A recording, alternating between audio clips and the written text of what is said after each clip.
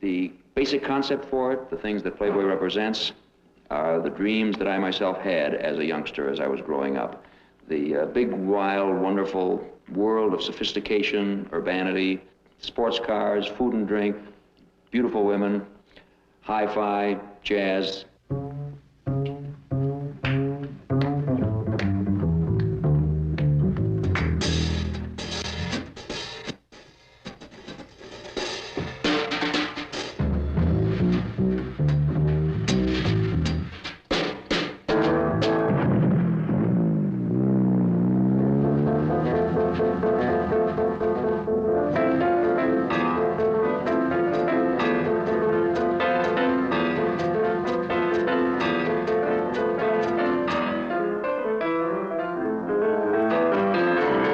My name is Hugh Hefner.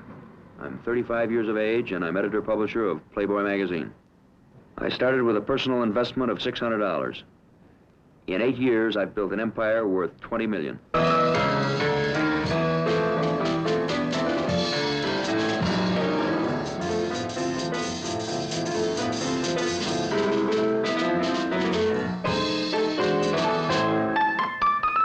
I guess I'm the most successful man I know. Am I happy? I wouldn't trade places with anyone else in the world.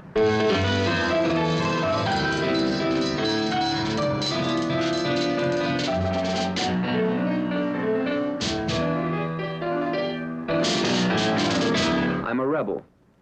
A man ought to work hard and play hard too, because you only get one time around in this old world, and if you don't make the most of it, you've got no one to blame but yourself.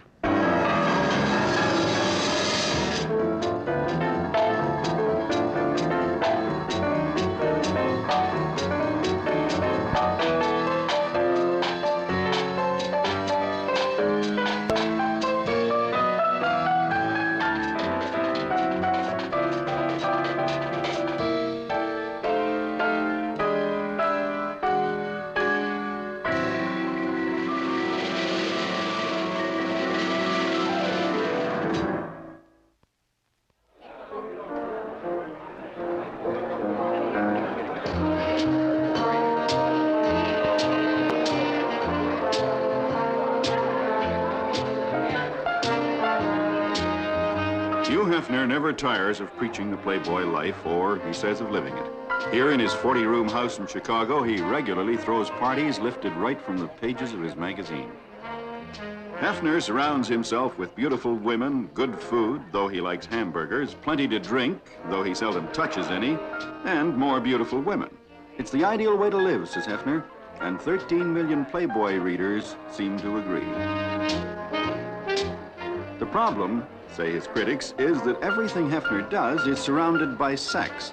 But, says Hefner, we think it's a healthy thing to poke fun at the old traditions and notions. We don't think that sex is something to be taken so terribly seriously. We think it's something to be able to laugh about. We think this is healthy for society.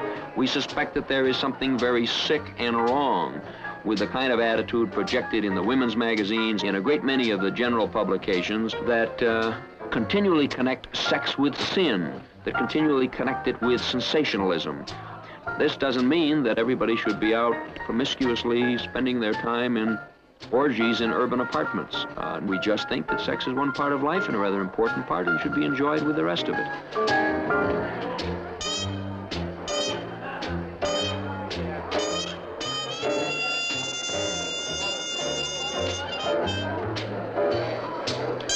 In my view of life, in this rebel spirit and attitude that I bring to the life that I live, I am extremely typical of my time. We're probably going to have a couple of hundred people here throughout the night. It's a party of this kind usually begins for us around 1 o'clock and goes till dawn, largely because I'm a night person, night-oriented. I function better in the early hours of the morning and late at night. And I found as a result of that many of my friends are night people. I'm a rather firm believer in both working hard and playing hard. And so when we have fun, we try to have fun to the fullest degree. The same thing is also true when we work.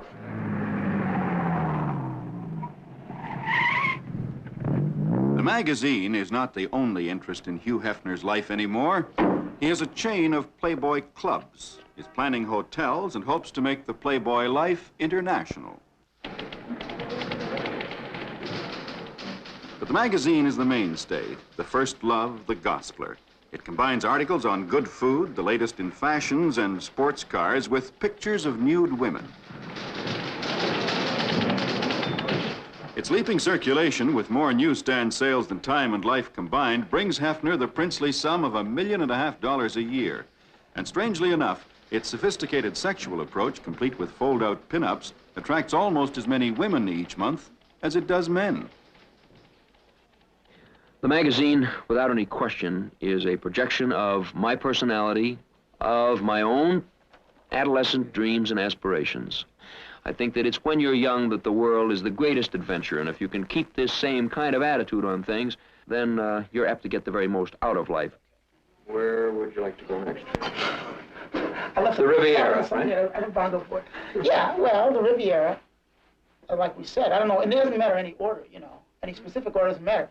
But the main thing is to do the nudist camp thing. I think the whole idea of you in a nudist camp doing a cartoon thing is wild. Me and the nude is fine. Just you and the nude is pretty wild, right? Nan, you want to come on here a minute? I am very, very selfish. I'm very self-oriented. And I think that everybody should be. Intelligent self-interest is for the good of everyone. The person who spends all of their time thinking about others accomplishes almost nothing. Why don't we do this? Let's set me up on a flight with them two on Thursday morning. You're going right from there to New York, then, aren't you? You're right. Mm-hmm. Mm-hmm. And that's where they belong. Mm-hmm. Right. Okay? All right. Mm-hmm. Hello. Hello, pal. Good. Right?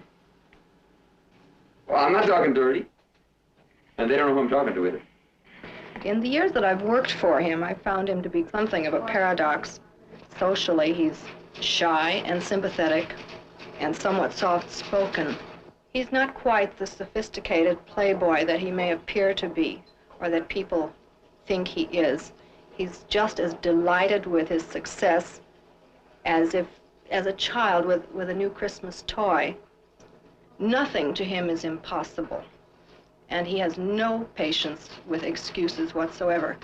And this, I think, demands more hard work and loyalty on the part of his employees. I can't understand you. You heard something, that there's something with me and Delilah. Yeah. Whatever you heard's a lie, or at least an exaggeration. I probably am today and will always remain a little bit of a youngster. This is something that is too soon dead in most all of us, and I'm doing my best to keep it alive in me. Hello.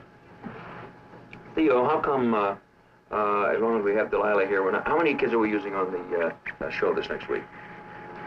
You're using girls and spending money where we've already got an investment. It doesn't make any sense. All right, okay, then now that's very meaningful, and it's a good way to approach it. Now explain to me again about how it happens Delilah isn't working this coming week. Okay, and you'll let Delilah know then when she'll be working and when she is to be back there. Okay, good, thank you. And she will, you're supposed to see her tomorrow, aren't you? Yeah. Go ahead, and because there's not going to be anybody else, you know, we can... You're getting gray here, aren't you? It's a little distinguished touch. Well, it's a little... I think that's a little great. Powder there, and it works out very well. Oh, I just noticed that. I think that's sensational. Yeah, well, I enjoy women. I enjoy being with women very much. Most of the girls that I date are several years younger than I am. 18 to 24, 25, probably. A good many of them, of course, are girls that in one way or another work for the magazine or the club. There's a general suggestion and a part of the image that I guess that we kind of have our fingers on the sources for more beautiful women than most anybody else around. This may be true. Wait a minute. Hi, I'm Cynthia Maddox, and I work for the magazine. I've been dating Hef now for about, I'd say, about a year. He dates other girls, and I don't like it. And he knows I don't like it. And he doesn't like when I date, and he feels it's wrong when I date, even though once in a while, occasionally, I do go out. He doesn't like it, and he objects. I don't mind sitting home, not going out, but I expect him to do the same. I don't know what's going to happen. You know, if this continues on, discussions go back and forth, and we try to do things and work things out very intelligibly.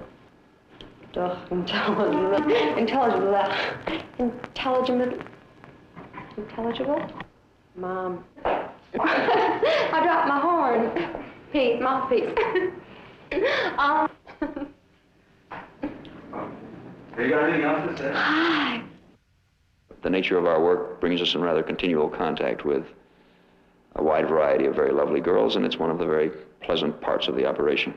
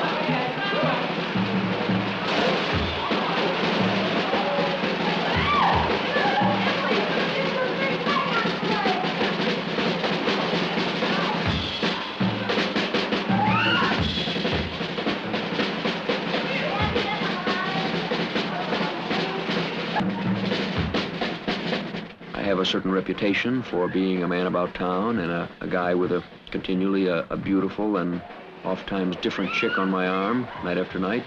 Herb Cain of the San Francisco Chronicle, after enjoying a party at our home one evening, made the observation that I had probably made love to more beautiful women than any other man in history. Now, I'm very sure that this probably isn't true. It was a good time, a long, long time ago, in the beginnings, when it was clearly understood in the simple society that existed then that the man was supposed to kind of go out and hunt the saber-toothed tiger, and the woman was supposed to stay home and clean up the cave. That simplicity is gone, and there's a lot of confusion about the places of men and women in society today, and I think that maybe that's got more than a little to do with the neuroses that our society suffers from.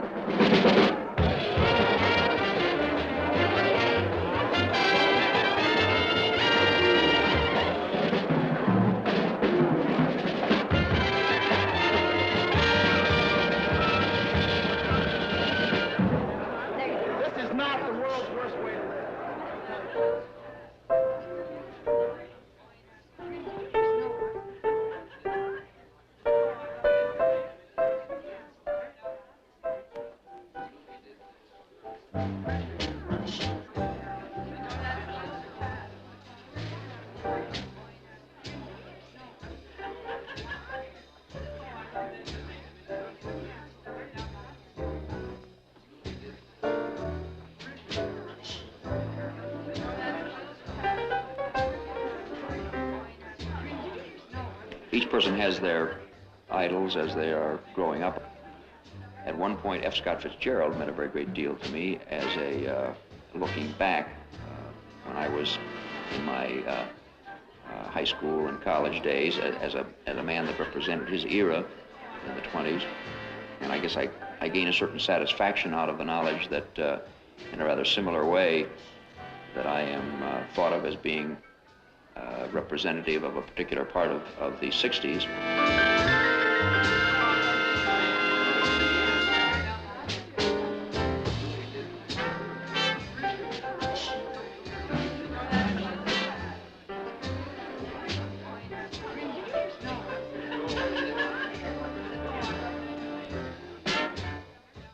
I'm Hugh Hefner's brother. He's always been a very good brother. He's always been a very protective brother. I want you to understand, I came from the same mother, and the things that I am saying, I mean. He will concentrate so completely on the interests that he has that he won't allow for much time with other people. It's probably the one thing that hurts people who love him the most. When he was young, he wanted to be a veterinarian. He was very interested in stray animals. He'd bring them home, take care of them, then let them go. Cats and dogs, birds. It would be great to be the world's best veterinarian, but that wouldn't quite encompass the whole world as Playboy has done.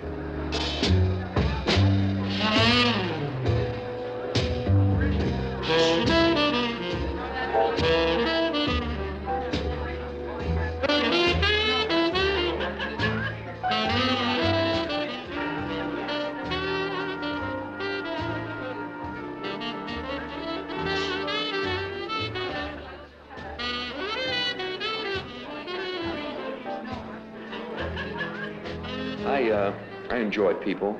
I enjoy being with them. I think I get along pretty well with people from different levels and social backgrounds. I sometimes strike people as being rather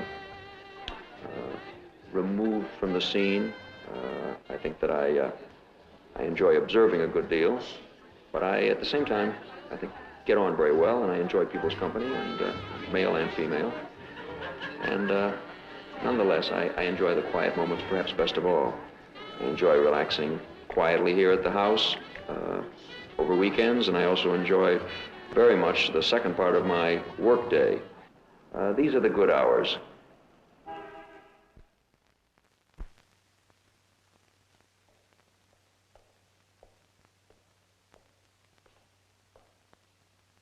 At night, after dinner, in the late hours of the evening and on into almost dawn, I continue to work at the office, have it pretty much to myself, except for the cleaning people and the guard. It's not uncommon for me to work late at night at my desk, actually wearing my PJs. I myself grew up on the west side of this city, Chicago. My folks are farm people from Nebraska, very strict Methodists with a strong Puritan background that is a kind of a basic bedrock part of America and its beginnings. I have a little bit of the rebel in me, a little bit of a nonconformist. In my own particular case, this is probably because in being raised, I wouldn't say in strict circumstances, but being raised in a tradition of rather strong Protestant background that is in common with a great many other guys today, that I found myself at a rather early age asking questions that I wasn't getting satisfactory answers for and looking for new answers for my own.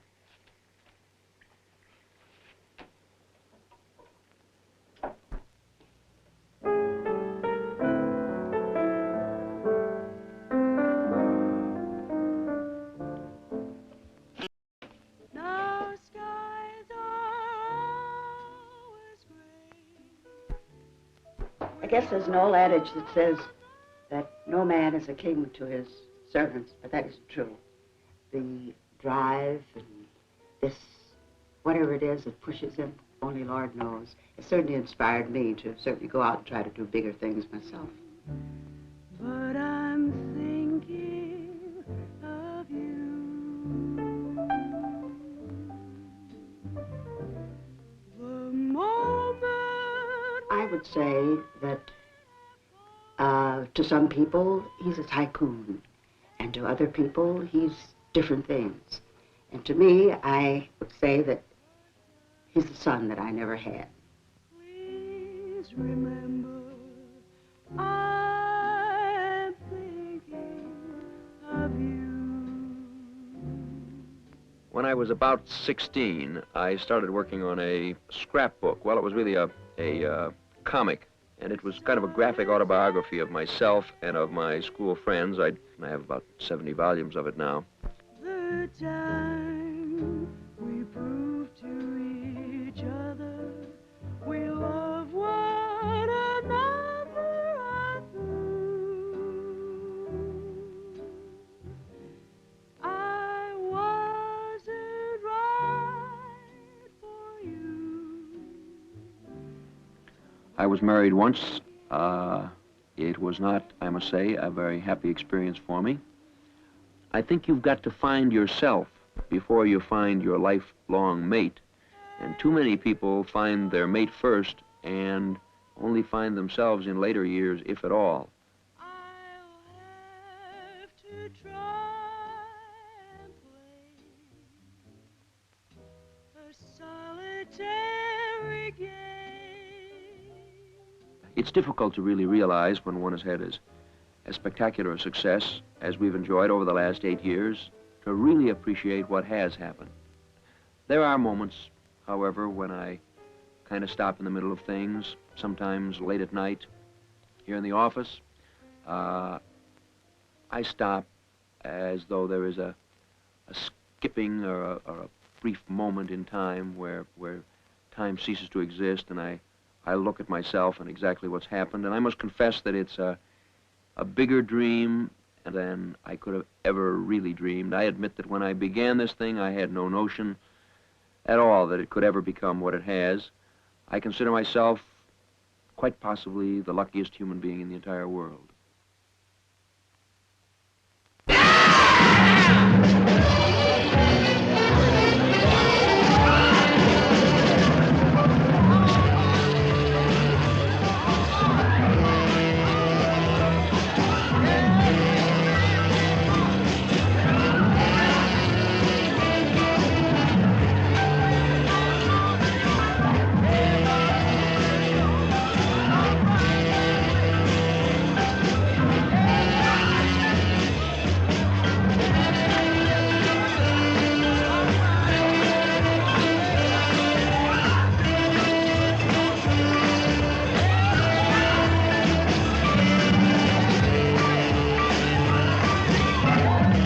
My name is Benny Dunn, and I'm the public relations manager for Playboy magazine and Playboy Clubs International.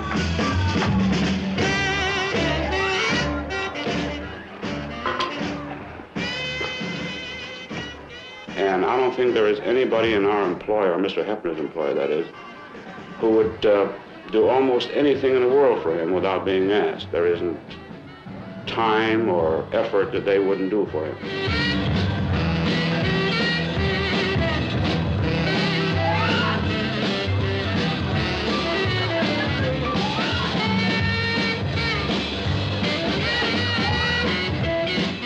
I'm Vic Lowndes. I'm Vice President and Promotion Director of Playboy Enterprises, and I've known Hef for some 7 years now.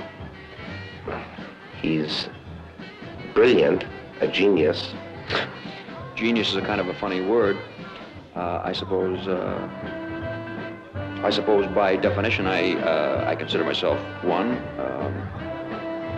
maybe both intellectually and in terms of creativity. I do the things that I enjoy doing. But he's not terribly intellectual. I doubt seriously if he reads 10 books a year. But being an intellectual isn't terribly important to the kind of a career he's mapped for himself.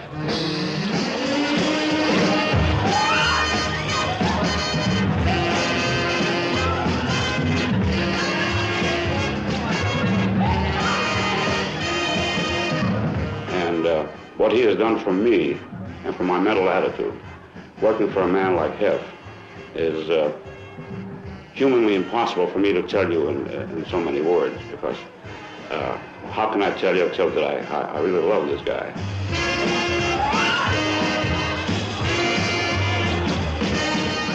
The things that have made him successful are the things that sort of characterize a whole generation. And because of that, a whole generation more or less identifies with him.